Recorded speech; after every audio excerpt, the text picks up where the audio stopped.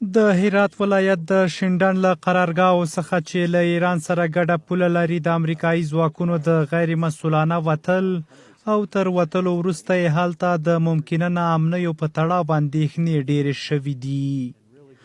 د ریپورټونو له مخې امریکایي ځواکونه د هرات ولایت له شینډنډ او نورو پوځي مراکزو څخه وځي او داسې اوازې دي چې ډېر ژر به خپل مرکزونه او قرارګاوې تخلیه کړي.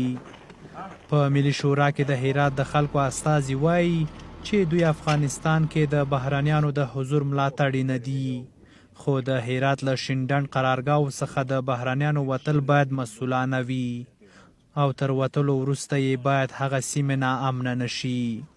کشورهای حامی ما باید هر قدمی که برمیدارن قدم‌های مسئولانه باشه، در راستای حفظ امنیت و ثبات افغانستان باشه، با همکاری و هماهنگی با حکومت افغانستان باشه. خروج ما می‌خوایم ولی خروج مسئولانه. بیرون شدن آمریکایی‌ها از هر ولایت از افغانستان باید به گونه مسئولیت پذیر باشه، به این معنا که نیروهای امنیتی و دفاعی او ولایت به او اندازه قابلیت‌های از اینا برسانه که پاسخگوی مشکلات امنیتی در این ولایت باشند. اگر قرار باشه که از ولایت یا از هر نقطه افغانستان اینها برآیند، با مشوره حکومت افغانستان و مسئولین سکتوری امنیتی افغانستان مسئولانه و معقولانه و بر مبنای موافقت‌های جامعه باید بیرون شوند. د ولسی جرګې غړي وایي چې امریکایان باید د افغانستان له هرې سیمې څخه چې وځي باید د افغانستان له خلکو او حکومت سره پوره همغږي ولري.